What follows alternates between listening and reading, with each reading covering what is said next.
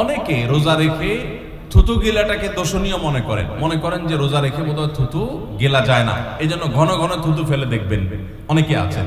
বিশেষ করে নতুন নতুন যখন রোজা রাখে পোলাপান, তখন দেখবেন যে মিনিটে মিনিটে থুতু ফেলে।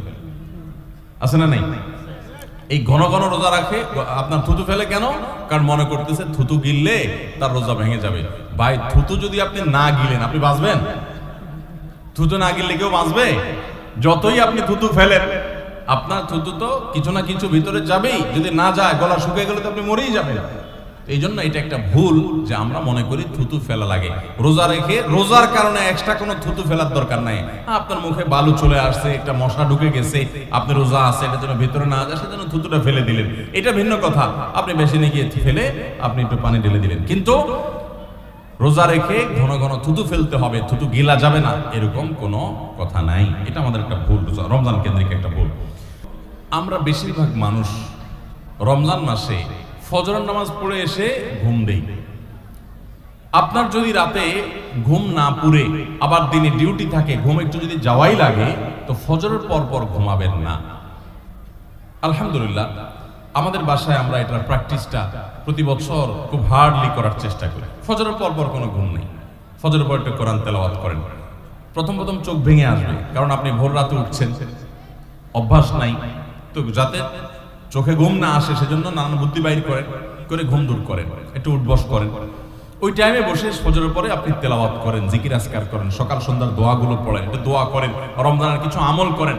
এশাকের নামাজের ওয়াক্ত হয়ে গেছে, 2 রাকাত নামাজ পড়ে এরপর আপনি পারলে দরকার হলে শুয়ে যান, কিন্তু ফজরের পর পর শুয়ে যাবেন না। এটা একটা ভুল, কারণ নবী করিম সাল্লাল্লাহু আলাইহি সাল্লাম সকালের এই সময়টার জন্য দোয়া করেছেন, আল্লাহুম্মা বারিক লি উম্মতি ফি বুকুরিহা, আল্লাহ আমার উম্মত জন্য সকালের সময়টাতে বরকত দান করুন। আর ওই সময় আপনি ঘুমায় থাকছেন।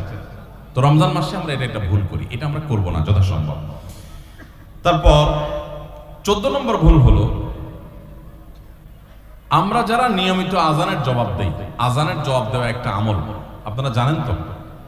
মুয়াজ্জিন যা বলে তার সাথে সাথে তা বলা, তার পরপর সেটা বলা। মুয়াজ্জিন যখন আল্লাহু আকবার বলে, তখন আপনিও আস্তে আস্তে করে আল্লাহু আকবার বলবেন। মুয়াজ্জিন আবার যখন আল্লাহু আকবার বলবে, আপনিও আল্লাহু আকবার বলবেন। মুয়াজ্জিন যখন আশহাদু আল্লা ইলাহা ইল্লাল্লাহ বলবে, আপনিও আশহাদু আল্লা ইলাহা ইল্লাল্লাহ বলবেন।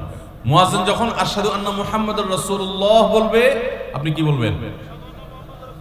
আশহাদু আন্না মুহাম্মাদুর রাসূলুল্লাহ বলবেন। অনেকে সাল্লাল্লাহু আলাইহি সাল্লাম পড়ে, সাল্লাল্লাহু আলাইহি সাল্লাম পড়বেন হলো আজানের শেষে, কিন্তু আজান চলাকালীন আশহাদু আন্না মুহাম্মাদুর রাসূলুল্লাহ বলবেন। সহিহ মুসলিমের আজানের জবাব দেওয়ার অধ্যায়ে পরিষ্কারভাবে নবী সাল্লাল্লাহু আলাইহি ওয়াসাল্লাম শিক্ষা দিয়েছেন। ইমাম মুয়াজ্জিন যখন বলবে, ইদা ক্বালা আশহাদু আন্না মুহাম্মাদুর রাসূলুল্লাহ ফাকুলু আশহাদু আন্না মুহাম্মাদুর রাসূলুল্লাহ, তখন আমরা আশহাদু আন্না মুহাম্মাদুর রাসূলুল্লাহ বলবো। এরপর হাইয়া আলাস সালাহ হাইয়া আল ফালাহ যখন বলবে, তখন লা হাওলা ওয়ালা কুওয়াতা ইল্লা বিল্লাহ বলবো। এরপর আল্লাহু আকবার বললে তাই বলবো, লা ইলাহা ইল্লাল্লাহ বলার সময় তাই বলবো। তারপরে আজানের জবাব দেবো, দুরূদ পড়বো, দোয়া পড়বো। এই যে আজানের জবাব, এটাতে লাভ হয় কি জানেন? মুয়াজ্জিন আজান দিয়ে যে সওয়াব পায়, আজানের যারা মুখে জবাব দেয়, মুয়াজ্জিনের সাথে সাথে বলে, তাদেরকে আল্লাহ তাআলা সমপরিমাণ সওয়াব দান করেন। আর মুয়াজ্জিন কি পরিমাণ সওয়াব পায় সেটা কি জানেন? কোন মুয়াজ্জিন যদি আল্লাহকে খুশি করার জন্য আজান দেয়, দুনিয়ার উদ্দেশ্য তার কাছে না থাকে, বরং আল্লাহকে খুশি করাটাই তার উদ্দেশ্য থাকে, তাহলে এই মুয়াজ্জিনের ফজিলত হলো, ওই মুয়াজ্জিনের আজান শুনে যত মানুষ মসজিদে আসবে, ওই ওয়াক্ত নামাজে যত মানুষ শামিল হবে, সবাই যে পরিমাণ সওয়াব পাবে, যার যার অ্যাকাউন্টে যাবে, বোনাস হিসাবে সবার সমপরিমাণ সওয়াব মুয়াজ্জিনকে দেওয়া হবে। আর আপনি মুয়াজ্জিনি না করে শুধু আজানের জবাব দিলেও সেই মর্যাদা বোনাস হিসেবে আল্লাহ তাআলা আপনাকে দান করবেন। এই হাদিসের ফজিলত একবার আরো 10-12-13 বছর আগে কোন এক জায়গায় আমি বলেছিলাম, সৌদি আরবে থাকতে। তখন এক ভদ্র মহিলা আমাকে বললেন, হুজুর, এই হাদিসটা আপনার কাছ থেকে শেখার পর, জানার পর থেকে আমি মক্কা শরীফের লাইভ আজান নিয়মিত ওই টাইমে, আমি রেডিও শুনি না, মোবাইলে বিভিন্নভাবে লাইভ আজানটা আমি শোনার চেষ্টা করি এবং ওই মুয়াজ্জিনের সাথে সাথে জবাব দেওয়ার চেষ্টা করি। কারণ আমার যখন এটা জানা হলো যে মুয়াজ্জিন যত পরিমাণ সওয়াব পাবে তত পরিমাণ সওয়াব পাওয়া যাবে, তো মক্কার মুয়াজ্জিন সাহেবের আজান শুনে যত মানুষ প্রতি ওয়াক্তে নামাজ পড়ে, এত বেশি নামাজ তো দুনিয়ার অন্য কোনো মসজিদে প্রত্যেক ওয়াক্তে পড়ে না। সো আমি লক্ষ লক্ষ মানুষের নামাজ পড়ার সময় সওয়াব, মুয়াজ্জিনের পরিমাণ পেতে চাই, সেজন্য মক্কার লাইভ আজানটা আমি ফলো করি। আমি অবাক হয়ে গেলাম। মানুষ আল্লাহর সন্তুষ্টির জন্য কতভাবে চেষ্টা করে, অথচ আমরা হেলায় হারিয়ে ফেলি। আপনার মহল্লার যে আজানটা সবার আগে আপনার কানে আসে, আপনার মহল্লার আজান, ওটা জবাব আপনি দিবেন, এরপর বাকিগুলো আপনি দিতে পারলে দিবেন, না দিতে পারলে না। এই যে আজানের জবাব, এই আজানের জবাবটা আমরা অনেকে 12 মাসে একটু আধটু দেওয়ার চেষ্টা করলেও রমজান মাসে মাগরিবের নামাজের আজান, এটার জবাব নিয়মিত আজানের জবাবকারীরাও দেয় খুব কম। এটা রমজানের একটা ভুল। কেন দেয় না? কারণ সেই আসরের পর থেকে নিয়ে 10, 12 পদ, 13 পদ, 14 পদ ইফতার সামনে নিয়ে বসে যে দাঁত কচকচ কচকচ করতেছিল, হাতগুলো শুধুমাত্র আঁকুপাকু করতেছিল যে কখন আপনার বেগুনি ধরবে, কখন পেঁয়াজি ধরবে, কখন বুটমুড়িতে হাত দিবে। হ্যাঁ, যখন আঁকুপাকু করতেছিল, সূর্য ডুবছে, মুয়াজ্জিন সাহেব আল্লাহু আকবার হাঁকা শুরু হয়েছে, আর হুমড়ি খেয়ে অনেক ঝাঁপায়া পড়ছে, খাইতে খাইতে কখন আজান শেষ হয়ে গেছে টের পায় না। ঠিক না বেঠি? আপনি খান, ওয়াক্ত হয়ে গেছে, সাথে সাথে আপনি খেলেন, আজান শুনলেন, সাথে সাথে আপনি খেলেন, ভালো কথা। একটু মুখে দিয়ে খেতে খেতে খাওয়ার ফাঁকে ফাঁকে মুয়াজ্জিনের আজানের জবাবটা দিয়ে ফেলেন। কিন্তু ম্যাক্সিমাম মানুষ আমরা এই ভুলটা করি। আমি খেয়াল করে দেখেছি যারা নিয়মিত আজান দেয় তারাও আজানের জবাব দেয়, তারাও দেখেছি এটা করে না, অর্থাৎ ভুল হয়ে যায়। তাহলে আমরা লক্ষ্য করবো তো ইনশাআল্লাহ, মাগরিবের সময় ইফতারের ফাঁকে ফাঁকে আমরা আজানের জবাব দিয়ে দিব। হাতে হাতে কাগজ দেওয়া আছে কিন্তু নোট করার জন্য। ও মাশাআল্লাহ, বক্তব্য নোট করার জন্য আপনাদের হাতে হাতে কাগজ দেওয়া আছে। আপনারা কাগজ পাইছেন সবাই? মাশাআল্লাহ। আমরা যেগুলো বলছি আপনারা এগুলো নোট করতে পারেন, তাহলে তো এখানে পুরস্কার দিয়ে জুত করা যাবে না। পুরস্কার দেওয়া হবে, পুরস্কার নিয়ে আসছি তো, পুরস্কার যে দেব সবাই তো নোট করে রাখলে তাহলে তো সব নকল করা। ঠিক আছে, নকল থেকে পরীক্ষা হবে আজকে, যা আছে কপালে ইনশাআল্লাহ। ঠিক আছে, তাহলে ভাই আমরা 13 নম্বর ভুল, 14 নম্বর ভুলের কথা জানলাম। রমজান কেন্দ্রিক আমাদের 14 নম্বর ভুল জানলাম যে আমরা ইফতার খেতে খেতে মাগরিবের আজানের জবাবটা ভুলে যাই। এটা ভুলা উচিত না। রমজান মাস তো আরো বেশি করে করবেন, অন্যান্য মাসে করেন আপনি, রমজানে ইফতার অজুহাত দিয়ে মাগরিবের আজানের জবাব দিচ্ছেন, এটা গ্রহণযোগ্য হতে পারে না। 15 নম্বর আমাদের ভুল হলো আমরা তুফান মিল গতিতে তারাবি পড়তে পছন্দ করি। ঠিক না ঠিক? আমরা চেষ্টা করি আমাদের মোবাইল যদি 4G গতি থাকে, তারাবি যেন 5G হয়। সব কিছুতে স্পিড ভালো না, সব কিছুতে স্পিড ভালো না। আপনার নেটের ক্ষেত্রে স্পিড যত বেশি হবে তত ভালো, বুঝলাম। তারাবির ক্ষেত্রে ওই তারাবির কোয়ালিটি বেশি হবে যেই তারাবি ধীরে সুস্থে হবে, আস্তে আস্তে হবে, শান্তভাবে হবে, বেশি সময় নিয়ে হবে। আমরা এখনো এত অজ্ঞানতার মধ্যে আছি ধর্মের ব্যাপারে যে আমাদের অনেক এলাকার মুসল্লিদেরকে আমি দেখেছি, এখনো দেখা যায় কম্পিটিশনে লিপ্ত হয়। এক এলাকার মুসল্লি ওনার এলাকার মুসল্লিরা দেখলে বলে, দোস্ত তোদের তারাবির কি অবস্থা? বলে যে দোস্ত ভালোই, তো নতুন হাফেজ নিয়োগ পাইছে তোদের এখানে, তারাবি কতক্ষণ লাগে? বলে দোস্ত 1 ঘন্টা 5 মিনিট। তো এবার আগের দোস্ত বলে যে বলস কি, আমার তো 55 মিনিটে শেষ। মানে খুব প্রাউড ফিল করতেছে যে আমাদের হাফেজ এত তুখোড় হাফেজ যে 55 মিনিটে শেষ করে ফেলা। শুনেন, হাফেজদের একটা গোমর বলি আপনাদেরকে। গোমরটা হইল হাফেজদের জন্য তাড়াতাড়ি পড়াটা অনেক সহজ, আস্তে পড়া এটা সব হাফেজ পারে না। বুঝতে পারছেন? যারা গাড়ি চালাতে পারেন, ড্রাইভিং জানেন, তারা ভালো করে বুঝবেন। গাড়ি জোরে চালাইতে খুব বেশি যোগ্যতা লাগে না, গাড়ি আস্তে চালানোর জন্য যোগ্যতা লাগে।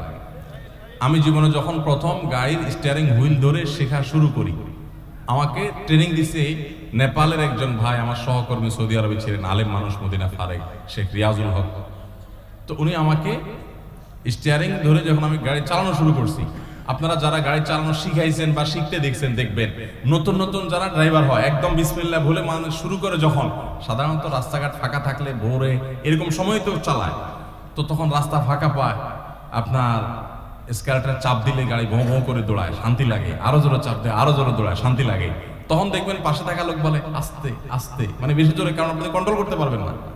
তো আমাকে তখন আমার ওই ড্রাইভিং এর যে শিক্ষক ছিলেন সে ভাই আমাকে বললেন, যখন আমি মোটামুটি চালাতে পারি, অসুবিধা নাই, তখন উনি আমাকে বললেন আপনার জন্য এখন সবচেয়ে বড় টেস্ট হলো কত আস্তে চালাতে পারেন। বিশেষ করে ম্যানুয়াল গিয়ারের গাড়ি যদি হয়, আর যদি পরীক্ষা হয় সবচেয়ে আস্তে চালানো, তো নতুন ড্রাইভার বেশিরভাগই ফেল করবে, কারণ আস্তে চালাতে গেলে একটু পরে স্টার্ট বন্ধ হয়ে যাবে, ব্যালেন্স রাখতে পারবে না। তো আমি দেখলাম ঠিক আমারও সে একই অবস্থা হচ্ছে, আস্তে তো পারি না। তো আমি বললাম যে ভাই আস্তে যে চালাইতে বলো তুমি, আস্তে তো চালাইতে পারতেছি না ভাই, জোরে তো ঠিকই পারি। তো আমার বলতেছে জোরে বলার জন্য যোগ্যতা লাগে না, তো চাপ দিলেই তো দৌড়ায়, তুমি ব্যালেন্স ঠিক রেখা দিয়ে কত আস্তে চালাতে পারো। সে আমার গাড়ি থেকে নাইমা বলতেছে আমি পাশে হাঁটবো আস্তে আস্তে, আমার গতিতে তুমি গাড়ি চালাবা দেখে পারো কিনা। আমি তো পারতেছি না, বলো যে না তুমি এখনো পাকা হও নাই। তো হাফেজদের অবস্থা একই রকম। হাফেজদেরকে যদি বলেন যে ধীরে ধীরে পড়েন আপনারা তারাবিতে, দেখবেন অনেক হাফেজ পারবে না, অনেক হাফেজ পারবে না, অনেকে পারবে, কিন্তু গতির সাথে তা পড়া এটা খুব সোজা কাম।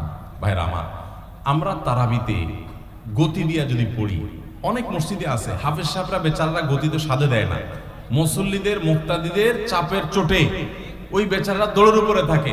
হুজুর আপনারা তো দেরি হয় কেন? পাশের মসজিদে মুসল্লিরা চলে আসে আমাদের আগে, রাস্তাঘাটে দোকানে এসে তারা চা খাওয়া শুরু করে, আমরা পরে বাইর হই, আমাদের মানিজ্যতা লাগে যে তোদের হাফেজ বোধহয় ভালো হাফেজ না। বুঝতে পেরেছেন? ওই কপাল পড়ারা বুঝতেছে না যে তাড়াহুড়া করাটা ভালো হাফেজ হওয়ার লক্ষণ না। তো এই জন্য ভাই তারাবিতে অতিরিক্ত তাড়াহুড়া করা এটা হলো আমাদের বড় একটা ভুল। ঢাকার ধানমন্ডি তাকওয়া মসজিদে আমাদের মুফতি সাইফুল ইসলাম ভাই আজকের অতিথি, ওনার মসজিদে আমি একবার তারাবি পড়েছি। সুবহানাল্লাহ, এত ধীরস্থিরতার তারাবি আমি জীবনে কোথাও দেখিনি। এত ধীরস্থিরতার তারাবি কিয়ামুল লাইল শেষ দশকে যে করে, এত লম্বা সময় নিয়ে এত আস্তে আস্তে পড়েন। আলহামদুলিল্লাহ মসজিদ ভর্তি মুসল্লি থাকে, পুরো ঢাকা থেকে মানুষ যায়। এরকম মসজিদ বাংলাদেশে আরো আছে, হাতে গোনা খুব কম। আমি অবশ্য তারাবিটা আমার বাসার নিচে আমার ছেলের ইমামতিতে সাধারণত পড়ি। তো যাই হোক, মসজিদে তারাবি এত ধীরস্থিরতার সাথে আমি ওখানে সবচেয়ে বেশি দেখেছি, আরো অন্যান্য জায়গায় থাকতে পারে। তো এই জন্য ভাইরা আমার, রমজানের ভুলগুলোর একটা হলো যে তারাবিতে তাড়াহুড়ো করি আমরা। তাড়াহুড়ো করবেন না। আপনার হাফেজ সাহেবকে যদি আপনি খুব গতিতে পড়তে বলেন, এক পারা যদি প্রথম কয়েকদিন তো 1.5 পারা পড়ে, এরপরে 1 পারা করে পড়ে শেষ পর্যন্ত।